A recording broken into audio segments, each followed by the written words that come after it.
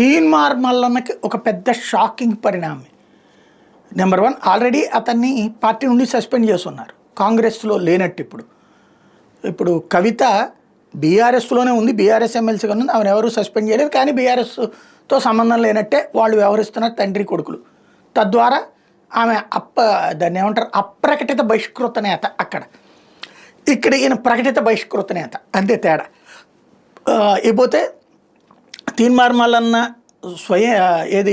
ఎవరైతే నేను గన్మెన్లు కాల్పులు జరిపారో అతని మీద దాడి చేయడానికి వచ్చిన సందర్భంలో ఆ కాల్చమన్నటువంటిది తీన్మార్ మల్లన్న గాల్లో కాల్చమంటేనే కాల్చాము అని చెప్పి వాళ్ళు స్టేట్మెంట్ ఇచ్చారు. పోలీసులు సాధారణంగా ఫైరింగ్ అయ్యాక అడుగుతారు ఏం జరిగింది అన్నటువంటిది, నివేదిక తీసుకుంటారు.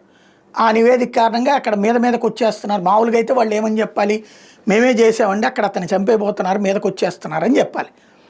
అలాగే చెప్పలేదు వీళ్ళు. అక్కడ ఆయన చెప్తే కాల్చాము అని చెప్పారు. దాంతో ఆ ఇద్దరిని అటాచ్ చేసి ఇప్పుడు వేరే వాళ్ళని ఇస్తారా ఏంటనేది చూడాలి. ఇది నెంబర్ 2.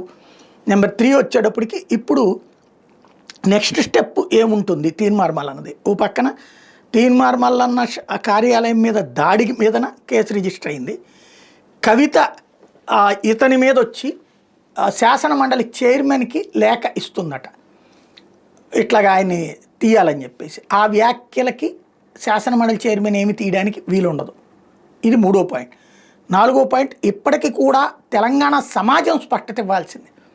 అదేదో అంటారు, ఎక్కడతో ప్రారంభమయ్యారో అక్కడే దెబ్బతింటారు అన్నట్టుంది. అంటే కత్తితో ప్రారంభమైన వాళ్ళు కత్తితోనే దెబ్బతింటారు అన్నటువంటి దాన్ని చెప్తుంటారు. అట్లాగే ఇక్కడ తెలంగాణ సెంటిమెంట్లో ఆంధ్ర వాళ్ళని దొంగల్ని చేయడానికి ఏది పుంటి కూర లేకపోతే ఇంకోటి ఈ తెలంగాణ భాష గురించి ఆంధ్రవాడికి ఏం తెలుసు అని మాట్లాడారు ఆ రోజున.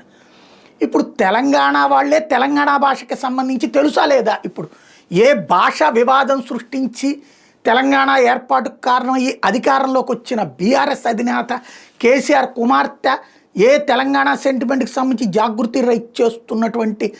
జాగృతి నడుపుతున్న కవితకి ఈ భాష తెలంగాణ భాష కాదా తీన్మార్ మల్లన్న వాడిన భాష? ఎందుకు అతను ఏం మాట్లాడుతున్నాడు ఇప్పటికి కూడా నేను ఆ పాయింట్కి స్టిక్ అయి ఉన్నాను. అది మా నానుడి, మా కులాలలో నానుడు అయినటువంటి భాష. ఏదైతే మంచం పొత్తు అన్నటువంటిది, మంచం పొత్తు అంటే మంచం మీద పడుకోమని కాదు, మంచం పొత్తు అంటే బియ్యం అందుకోవడం అని చెప్తున్నాడు. కంచం పొత్తు అంటే భోజనాలు పెట్టడం అని చెప్పి, విందు భోజనాలని. ఇది కంచం పొత్తు అంటే అది, మంచం పొత్తు అంటే ఇది అంటున్నాడు. అది నిజమా కాదా? ఇప్పుడు తేలాల్సింది తెలంగాణ సమాజంలో. ఇందులో 2గా కాదు 3గా చీలిపోయారు. కవిత వైపు ఒక ముక్క, కేసీఆర్ వైపు ఒక ముక్క, ఇటు ఇతని వైపు ఒక ముక్క. ఇతని సమర్థించే వాళ్ళందరూ అది కరెక్ట్ పదం అని చెప్తున్నారు. అదే సమయంలో బీఆర్ఎస్ వాళ్ళు సైలెంట్, ఏది ఏమైనా అనే పదంలో వాడుతున్నారు. ఇక్కడ కవితకి సమర్థకులేమో అసలు ఆ పదం ఎక్కడుంది తెలంగాణలో అంటున్నారు. ఏది నిజం? ఇదే తేలాల్సింది.